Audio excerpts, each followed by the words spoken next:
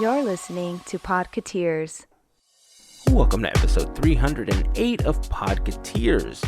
This week we welcome back our good friend Skyler, who is the editor-in-chief of the DizInsider.com.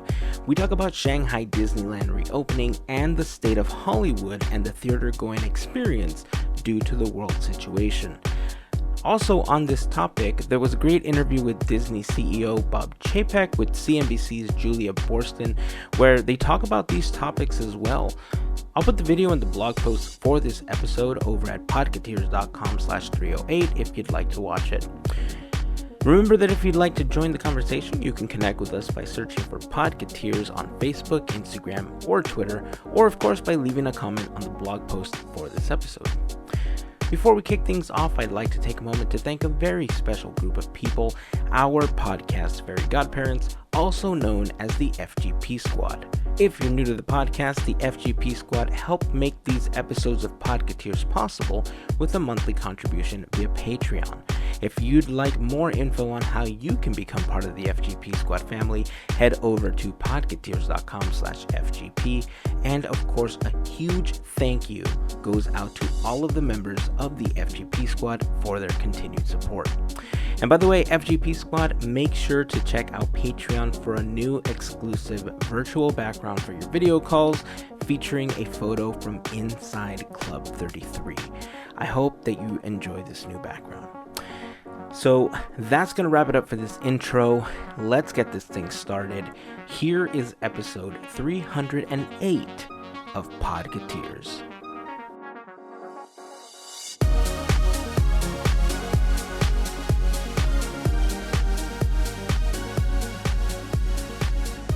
Did you get a message saying that I'm recording now? Mm-hmm. Oh, that's rad. I'm excited. I'm hoping that this works out because this is the next phase in the testing of everything I've been wanting to do. You know, I've been talking about wanting to do some live streams and wanting to play some games with people online, put some stuff on the YouTube channel. But as you know, I had some computer problems and trying to rebuild everything. And now the way that we're recording today and the way that we're capturing everything, I think we may have found a winner. I like it. Yeah, you found a formula. I'm so excited. And that voice that you're hearing outside of mine and Melissa's is, of course, our good friend Skyler, the editor-in-chief of the Diz Insider. How are you today, my friend? I am good. Thank you, both of you, for having me back. I'm excited to be here again. I love coming on the show, so and I love supporting you guys. So it's good to be back. Good to talk Disney with you guys. Well, it's always Yeah, fantastic same. to have you on. And look, if you want me to slap your face on the team section of Podketeers.com and just make you a permanent addition and have you on however much you want to come on, you're in, dude. That's it. You're part of the family. You should be Yeah. on the page too. I that's super nice. You know, I will be here as much as you need me. Well, then that is fantastic. That's awesome. I'm not just saying that. I mean, you and your family from the very beginning have just been some of our biggest supporters. And, you know, I know I've told you this, you know, offline, but, you know, I just want to publicly acknowledge how much I appreciate you. I appreciate your family. You know, like I said, especially your mom, dude. Like from the very beginning, your mom played such a huge role in helping us out and, you know, helping us get started. And, you know, I love your family so much and I appreciate you every time you come on. So thank you for taking the time to be here today with us. No, of course. And, you know, the feeling is always mutual. Yeah, it's crazy to think that it's probably been over 5 years now, 6 years. We're going on 7. It's crazy how much time's flying. But yeah, no, I know. love, like I said, I love coming on the show. I love you guys. I've loved everything you've done. I've always said you're one of the best, designers when it comes to creation, whether it's a podcast, video, or the website. And I've always appreciated what you've done. You've brought on a good team around you, of course. We love us some Melissa, so that's always nice. So good job to both of you. Thanks, man. I appreciate that. Thank you. Yeah, and, you know, also Gavin has been a really big part of the Yes, team. Recently he's been taking on some other projects for work, which have unfortunately not permitted him to be on as much as he wants to. But I don't know. We'll work it out where we can bank some stuff where he's on so that we get a little more Gavin in our lives every week. Yeah, we need some Yeah. Gavs. Yeah, we miss him, but it's okay. Things are a little different right now, especially because of the current pandemic. We're doing the best we can. Stuff is, as they say, bleep is hitting the fan in a lot of different places. And people are just trying Rolling to with change the- their yeah. daily routines. They're trying to make it so that they can get by, that they don't lose their minds when they're home. How's this whole thing treating you guys, man? I mean, with no school, with not being able to go out, to do your daily routines, how's the last 7 weeks been for you guys? Interesting. Interesting, pretty much. I mean, just actually, things have been getting better. Creativity spark has been happening, and I just been a little busy, so I haven't been online much. But yeah, just trying to adjust, and I think I've finally adjusted to the new sense of right now, if that makes sense. No, that's good. I mean, So- the acceptance part is the hardest. And once you accept it, you can move forward, right? And that's the hard part. Skyler, what about you? How have you and your family kind of been dealing with the whole stay-at-home thing? Not too bad.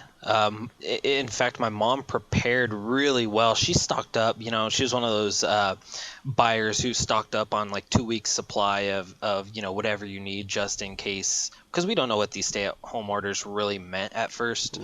We saw what happened in Italy and how crazy it is here, which we knew it wasn't going to be as bad, but you never know. So we were prepared. Right.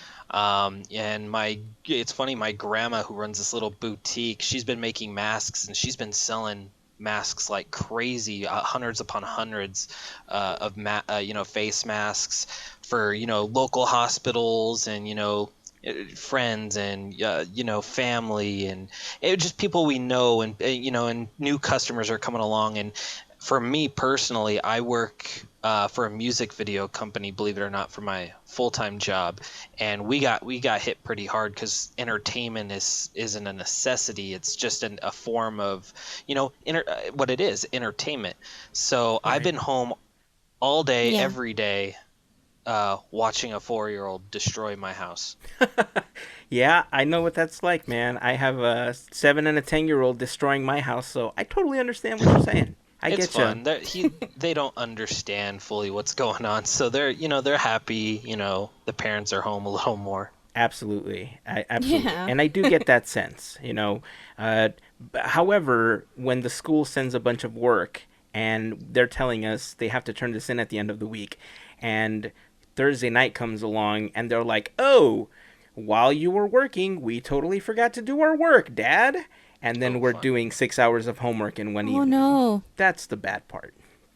But so first of all, the masks that your grandma's making, does she have an online shop where people can go shop for these? Can people actually order from her? Yeah. Oh yeah. It's called Junebugs Boutique, and she's on Instagram. She doesn't have a little site.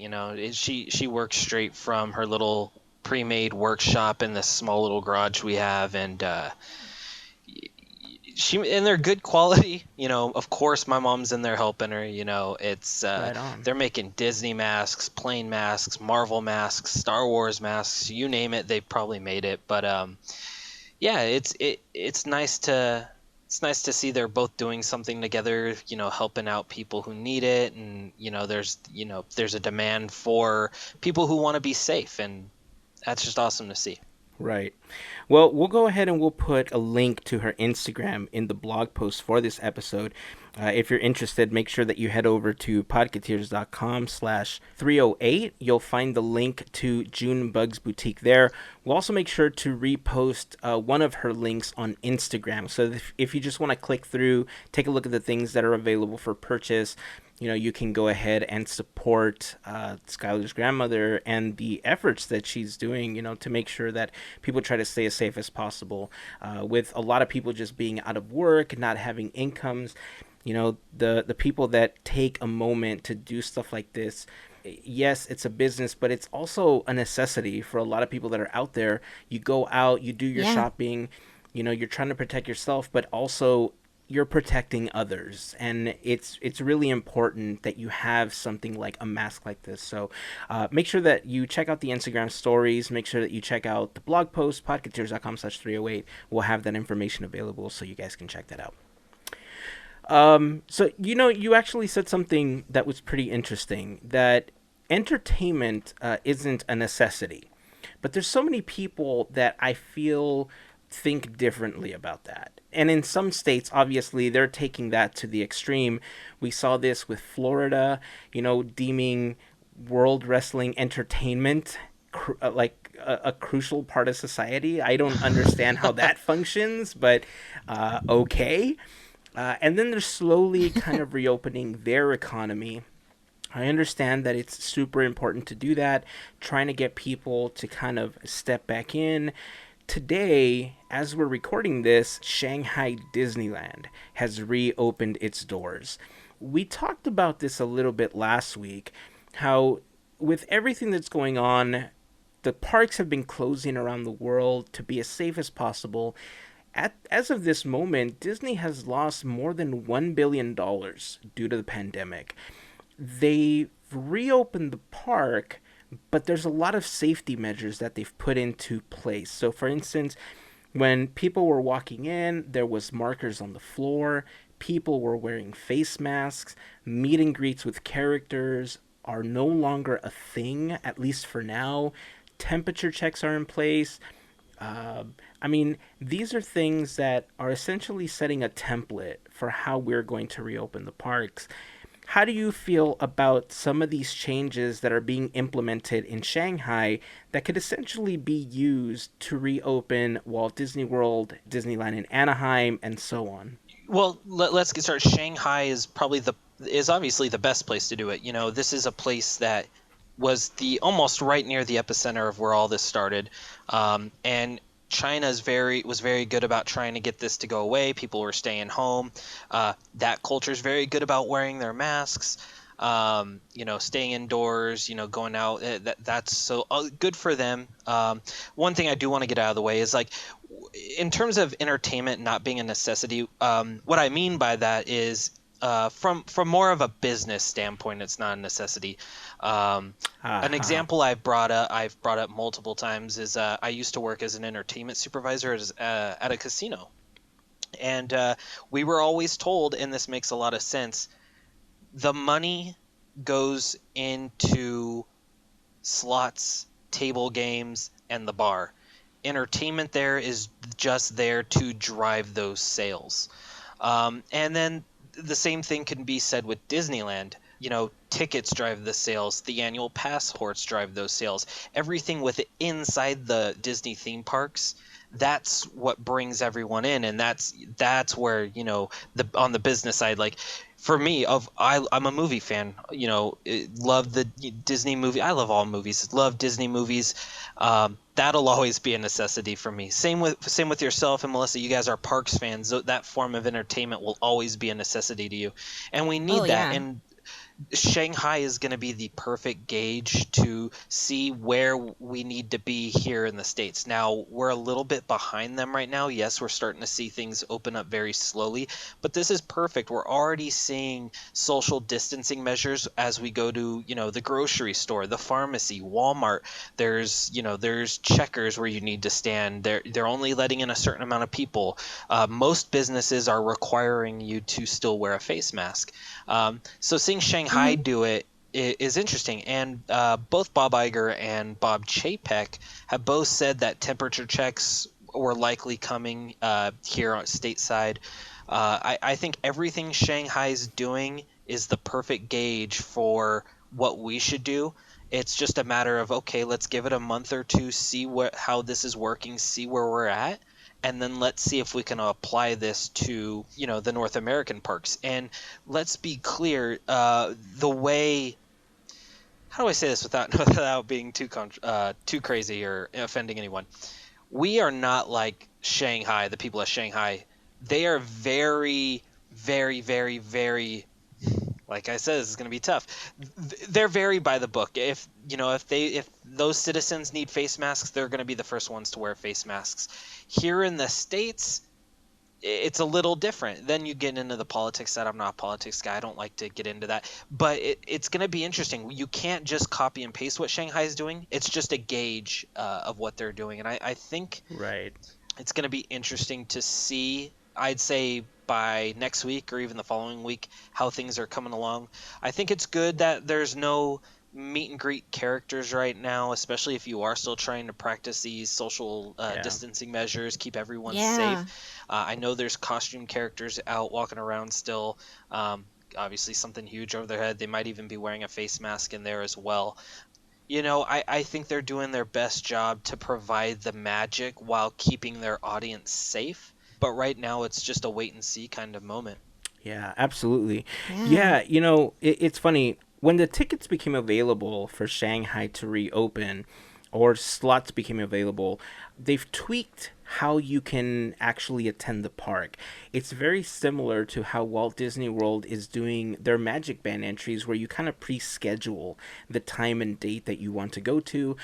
Here in California, it's very similar to how FlexPass currently works. If you're an AP without a FlexPass, obviously you don't have any restrictions as long as the park isn't going to be full when they finally reopen, if they implement the same strategy. From the moment that they said that they were reopening, they sold out tickets in minutes. That's how much people really want to go back and experience the parks. It is a place where a lot of us just go to hang out, to lose ourselves, to disconnect with reality.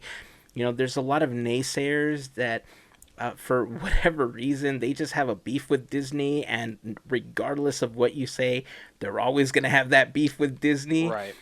And they just don't get it. Like, we understand that it's a business. I am fully conscious of the fact that they are a business and they want as much money from everybody that comes through the gates as possible. But they provide magical experiences for me and my family on so many different levels. I don't care. I'm so in hook, line, and sinker, it's not even funny. I'm not the only one that feels like this, right? That Disney magic allows us to live our life, to disconnect with reality, to have some fun, to connect with our friends, our family. It's unlike anything else in this world. And the fact that we don't have that available to us is, I kind of feel like it's killing a lot of us inside slowly, until it's available again. So obviously Disney's going to take a lot of precautions as they reopen these parks. Beijing had actually requested that when Shanghai reopened, that they only had about 30% capacity in the parks in order to be able to monitor everything. But when they reopened, they only opened with 16,000 people in the entire park, which is about 20% capacity. So Disney's actually going above and beyond what's being asked of them to ensure the safety of guests and cast members that are there in the parks. So with Shanghai opening, we've also heard that Disney Springs in Florida is going to be reopening this week as well. It's interesting that they're using Disney Springs as kind of the springboard for Florida. Why do you think they're going with something like Disney Springs versus waiting or just reopening Magic Kingdom? Pretty much the same thing as Skyler was talking about, is just gauging to see how the reaction. The only thing I'm a little afraid of is a backlash. Mm-hmm. And that's due to what we've been seeing on the news, that kind of stuff. But I'm hoping for a positive outlook to see that, we're going to go back to entertainment. Here we go. It's just something for us to just go out there and experience and just kind of get into normalcy, or whatever we call as normal. I'm really hoping, like I said, I'm really hoping for some positive feedback. However, I have my reservations and concerns. Pretty much just safety. That's all it is. Just overall safety. It may be a little too soon. Let's see how it goes. That's pretty much, we'll only know in 2 weeks Yeah. or so. We'll see what happens and what would happen right after that. What would be the next phase? Yeah, so first off, Disney Springs is a little different for me. I'm not a big Florida person, not super knowledgeable with Florida. The plan is May 20th, if I'm not mistaken, correct, for reopen, Mm-hmm. and it's basically their version of downtown Disney, correct? Mm-hmm. Yeah. I mean, if that's what they're trying to reopen right now, I guess that's okay. It's a little weird. If you have a bunch of restaurants and dining, I mean, sure, but there's a lot of places that aren't even allowing people to go to the bars yet. For instance, a lot of major restaurants and dining facilities, what they'll do is they'll space out their dining room, make it perfect for social distancing, but they're closing off the bar, which I believe is regional, Mm-hmm. policies. So I don't know where Disney falls under those policies and guidelines. It's going to be interesting to see what they do social distancing wise at Disney Springs.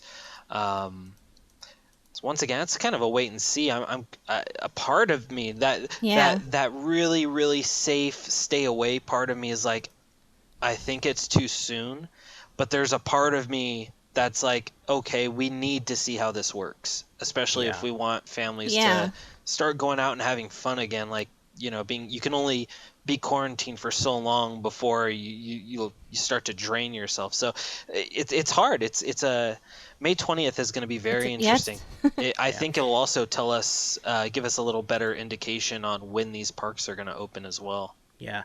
And see, that's the Yeah. part that I feel that some people are missing out on here, right? That there's people that just want the parks to reopen at all costs. They just want to be back in the parks. And I totally get that feeling. I want that too.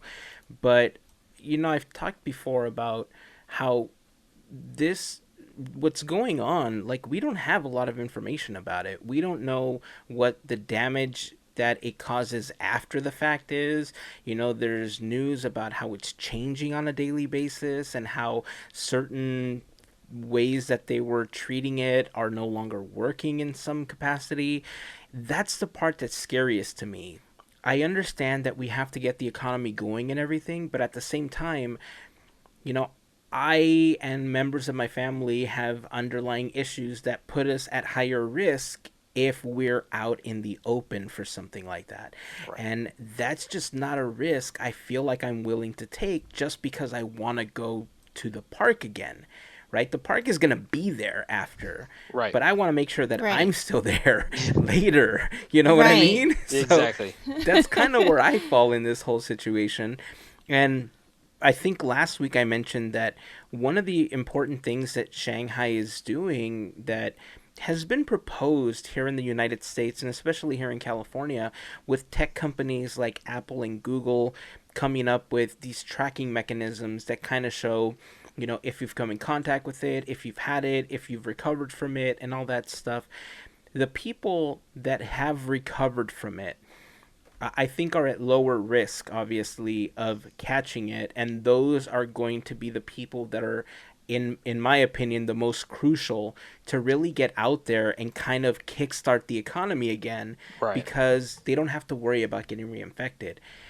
The only thing that's concerning is whether or not they can still infect somebody. Yeah, carry it. Exactly. Yeah. So that's the scariest thing about this whole situation. But like you said, what they're doing in Shanghai, what they're doing at Disney Springs is absolutely crucial to the reopening of the other parks. And this is their way to figure out, like, how are we going to do it? How is it going to work? What are the logistics of doing this on a larger scale? Disney is being very, very conservative about how they do this. Florida is not. And I think that's where there's going to be a huge issue because, Right. Bob Chapek, Bob Iger, and Josh D'Amaro, who is the president of Walt Disney World, I know that they're all in sync and they're trying to do what's best for guests and for cast members. And it's going to be a really weird balancing act for them to find that middle ground that they need to make sure that they can be as safe as possible and get as many people in the park to continue their business, to pay their cast members, to continue the economy, basically. Right. It's such a weird time that we're in that it's always for now it's everything is going to be a wait and see kind of moment for everyone. But like I said, all eyes are on Shang-Chi. All eyes are on Shanghai right now. And with that said, all eyes are going to go to Florida. And then once all that's done, everything's going to be on California. California is going to be, I feel, Disneyland, the Disney Resort over here. I think that'll be the last place that, gets slowly opening and reopening things.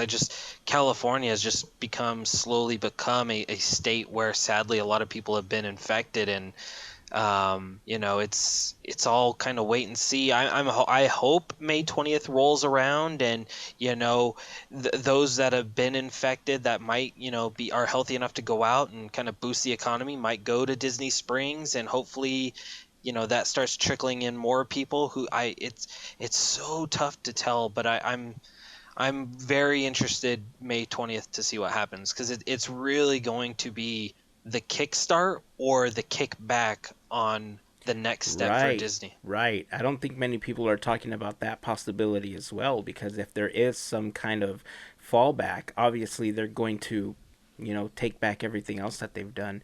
And I think you're absolutely right. Disneyland will be the last of the parks to reopen.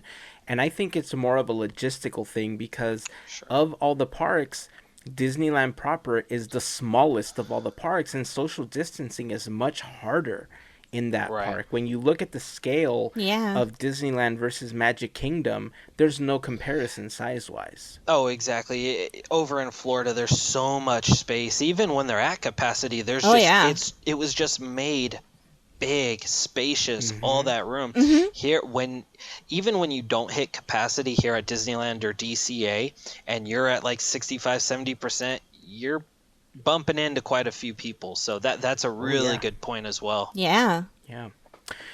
So let's wait and see. Obviously, we're going to try to keep track of everything that's happening. We're going to try to stay in tune with everything, and we'll continue talking about it, giving you updates as they come up, trying to spread as much joy as possible while we're waiting for the day that we can all be back in the parks, singing Bare Necessities or whatever we're going to be singing as we're walking down Main Street. One of my favorite things to do. Amen. But in the meantime, I wanna ask you a couple of things, because talking about this whole entertainment thing, Hollywood in general is in this really weird spot, right? Just with like everything. But the last time that we had you on, we kind of did like a little bit of a preview of all the films that were going to be released by Disney, some of the stuff coming to Disney Plus, and now, because of the current state of the world, a lot of that has changed, obviously. So, first of all, quick updates that you know of as far as some of the things that have shifted around, new release dates, and what's kind of moving to like Disney Plus that was supposed to be a major release. Yeah, Bob Iger recently spoke during an investors meeting, as well as NBC, not too long ago, within the last 3 or 4 weeks, and he had stated that, like Artemis Fowl, they will look very closely at the theatrical release slate. Moving forward, if they think they can move something to Disney Plus and it's viable for them, that's what they will do. We already seen this with Artemis Fowl, which will be released June 12th. Unfortunately, as we talked last time, Artemis Fowl was already set up, in my opinion, to fail. It falls under that young adult novel, young adult kind of film. Your Percy Jackson type, where it wants to be Harry Potter and it has that chance to kickstart a franchise, but there's been so many of these films to come out and just sadly fail at the box office, unless you're a Hunger Games or maybe a Twilight, and even then that was 10. Now we're looking at 10 years now. So they had to move that to streaming. That's no question. But the films that we want to look at now are the films that are not the blockbuster draw. Mulan is still scheduled for July 24th. Actually, Bob Chapek today announced that they are still maintaining that July 24th release date. The next feature coming from Disney is a film called The One and Only Ivan. And it's based on a book of the same name with stacked cast, by the way. Angelina Jolie, Yeah. Sam Rockwell, Bryan Cranston, Danny DeVito, Helen Mirren, Brooklyn Prince. It's just a stacked cast full of talent. It's an August release, which isn't usually the best. We look back at Christopher Robin a couple of years ago, where it only made about $350 million worldwide.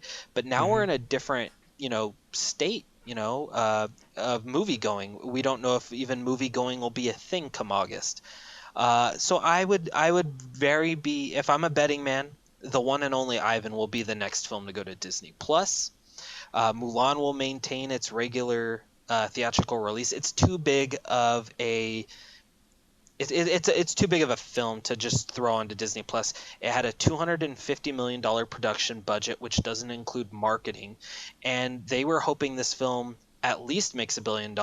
You look at Aladdin and Lion King, Beauty and the Beast hit $1 billion, and Mulan is in that Disney Renaissance era to where they feel there's a draw to make $1 billion. They're hoping China banks on it, and putting a film like that on Disney Plus and hoping you make money is pretty much near impossible. Right now, Disney Plus sits at 54.5 million subscribers, and for that film to at least break even, Disney Plus would need 195 million subscribers, upwards of 200 million subscribers, and they're not even projected to hit that until 2024 at the earliest. So movies like Mulan, Black Widow, Jungle Cruise, any of the Marvel properties, Pixar properties, expect them to stay the theatrical releases, but it's those films on the side which you want to kind of take a look at. Shrunk is another good one. Shrunk hasn't gone into production yet, so there's still a lot of time, but that's going to be another thing where it could be a last-minute change. The One and Only Ivan. Believe it or not, The New Mutants, which is a long-in-development X-Men movie that was supposed to come out like 4 years ago, that one's still being banked on as a theatrical release. It's a wait-and-see moment. A lot of these films are in post-production remotely. The ones that are in pre-production are actually casting right now. We know that The Little Mermaid is in pre-production still. They're still casting Peter Pan. There's so many films in the works right now. It's The One and Only Ivan will be the next one we take a look at, and maybe a summer release for that one. But until then, we have enough time in between that and Black Widow and Soul, which are both November releases, to kind of see where we're at with the Disney movie slate. Very good. So you said something really interesting. You said that come August, we may not even have a movie-going experience. And there seems to be this really big controversy right now between Universal and AMC theaters. AMC, we know, has been struggling for some time. And now, with the release of Trolls World Tour, they went video on demand. They made way more money than they were expecting to make. And there's like these rumblings of, that they may not release. Like, tell us a little bit about that and what the impact would be. Yeah, so this is huge. For a lot of people that don't know, is film studios have contracts with the theaters. And those contracts, continually get renewed, which basically says this film needs to be in our theaters. Usually the date's like 2 to 6 weeks before you can do anything else with it. But the movie theaters need a chance to release these studio films. With Trolls, it was interesting. It was the first major release of 2020 to just completely skip theaters and go straight to video on demand for purchase, which is a little different, and I'll bring this up in just a second. So that just gave Universal outright money to whatever it made on video on demand, and it blew up. It was something that, it's a sequel It's a family film. Kids want something new to watch. Families want something to do on a Friday night, and Trolls was that perfect film to do that. Now, it was a tentpole animated film. Obviously, it's a sequel, stacked voice cast. So that's where AMC and Regal's thinking, okay, well, we could have made some of that cheddar. You should have pushed back. Now, wherever you're at on the spectrum, that's a completely different story, but it's going to be very impactful moving forward. As I just said, we don't know, the future. We don't know how the movie going experience is going to be here. In the United Kingdom, they're not even going to open theaters until August is what they're projecting. And, here in the States, we're obviously projecting a July 17th open because Warner Brothers has Tenet coming out. But we want to look at other films. For an example, Onward is a huge one. Onward was in theaters for 2 weeks. Sadly, Pixar needed to take its losses. Sadly, with everything going on, they had to pull the film, and then they put it on video on demand. Then it went to streaming. So it had a theatrical release window, and I believe the theaters already knew, okay, this is a loss for both of us. It's time to pull it. So they put it on video on demand, gave it about a week and a half, and then they moved it to Disney Plus, which is a completely different situation than Trolls. And then a lot of these other movies that had come out. The Invisible Man had a theatrical release and was pulled. Doolittle, even Bad Boys for Life and Sonic the Hedgehog, all films that were in theaters and got pulled and probably didn't make their maximum profit that they could have made in a different state of affairs here. The next thing we really want to look at is another animated feature which gets released on Friday actually, and that's Scoob, which is the animated origin story of Scooby-Doo. Right. And that one's being released, believe, if I'm not mistaken, that's Sony Pictures. I could be wrong.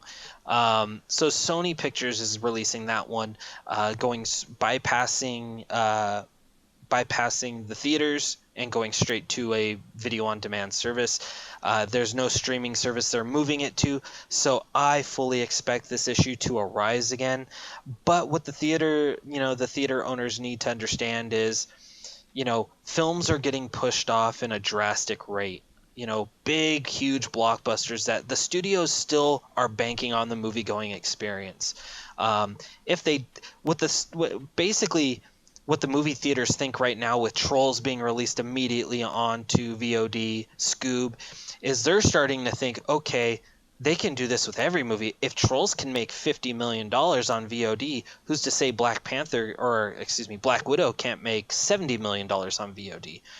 Where in reality, the studios know, yes, we think it could make $70 million on VOD, but we also know its peak profit in theaters could be northwards of $150 million at the box office. So, Right. It's almost a win-lose situation between both sides. They each have their good arguments. Yes, the studios have contracts with the theater owners and the theater execs, and yes, those are going to get broken. But at the same time, we need to look at this as kids are at home. Yes, all lives are important, but there's kids at home that need things to do. They're bugging. They want new content. You can only watch the same thing on TV over and over again. They want that new content. So the studios are finding ways to put that in front of people without having to push it off. Not to mention a marketing campaign, which, let's say, Trolls is probably not the best example because I wasn't a fan of their marketing campaign. But let's say usually the marketing campaign for a movie is anywhere in the ballpark of $15 million to $20 million. If you already kick off a marketing campaign like Trolls did, then you would, and they'd said, okay, let's just, instead of dropping it on streaming, let's just push it back to December. That means they would have to re-kickstart a marketing campaign. A whole new campaign. Yeah. They're going to fight against a bunch of animated movies coming out later this year, which would have been Raya, Soul. There's a couple others that I think the new Hotel Transylvania movie. There's just so many films coming out that it just wasn't financially suitable for them to do that. It's going to be interesting come July. July is the month. That's the month where everyone's going to know what happens with the movie going experience. Is it going to be pushed off a little longer, and do more films get released straight onto VOD, or does it work out and the movie theaters say, okay, let's start releasing our films? It's going to be very hard to tell. Yeah, Trolls overstepping the entire model that's been set up for releases for these major films. Like you said, told Universal, we kind of don't need them. We made all this money without them. Disney took a different approach. They decided to say, we're just going to reschedule. We're not going to sever these ties in any way because, like you said, they do rely on that. Obviously, they want their films to be seen over and over. The theater going experience, I don't think is going to go away in any capacity because watching a film on, let's say, what's the biggest TV you can get right now? Like 80 inches? If you walk into a Best Buy, what can you get? Like 80 inches, right? Sounds about it. So, I mean, 80 inches, let's suppose you have one of those, but watching it in IMAX. If I was watching Endgame, I'd want to go watch it in IMAX. Oh, of course. Of course I want to watch it. There's no comparison. So the theater going experience in general, I don't think is going to go away. No. But I do think it's going to struggle because of all of this. A little Primarily bit. because if you think of how many people have lost their jobs because of what's going on, spending $20 on a VOD versus $50 or $60 for tickets and concessions, it's a huge difference. Oh, of course. But there's going to be a lot of those families. I'm not saying every family is like this, but it's the laziness. Like me, I have a theater. I don't know if you guys have one near you, but I have a theater just about 15-minute drive away called Studio Movie Girl. Love it. There's a bar. Oh, I've heard of it before. Yeah. They are awesome. There's a bar, recline seating, you got your waiters. Mm-hmm. It's an awesome experience. It's hard. Do I want to sit at home and cook dinner and watch a movie at home, or do I want someone to cook for me, the bar, and spend that money? There's a lot of people who want that experience. And you're right. Come July, November, when all these big blockbusters start to get released again, I want to see those on the biggest screen possible on the best surround sound money can buy. Mm-hmm. And sadly, that's not my Samsung flat screen TV in my living room. That's what I'm saying. Yeah, my mono speakers, because I don't want to install surround sound in my home. It's not the same. And let's be clear, when AMC and Regal say we are not showing Universal Studios movies anymore, or anything from Universal Pictures, you can call their bluff right now, because Universal Pictures owns one of the biggest franchises in blockbuster history, and the Fast and the Furious franchise. It's not going to happen. You're going to release Fast 9 on theaters. You're going to do Hobbs and Shaw in theaters. Universal has the Jurassic Park series. Universal has such a big library of films that the theaters have to do it. And listen, one of the most storied studios of all time, one of the longest running that have kept the theater, a lot of theaters in business and booming, is Universal. It's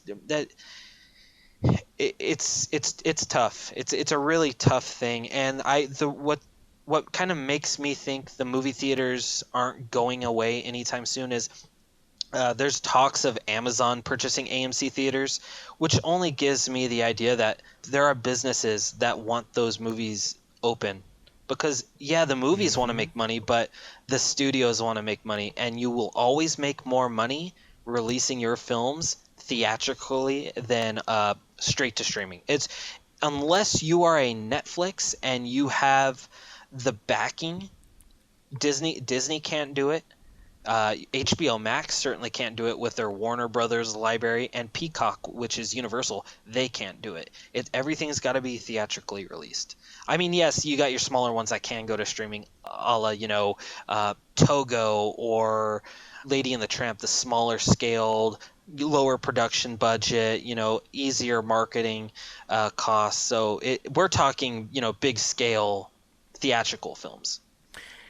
Yeah, I'm really interested to see how this pans out because if AMC keeps up with this, I haven't heard much about how Regal is taking the whole situation, but if AMC really keeps fighting back, they're going to end up shooting themselves in the foot because it's going to open the door for Universal to say, okay, we'll come back, but we have to cut a new deal where we get more money out of this whole situation.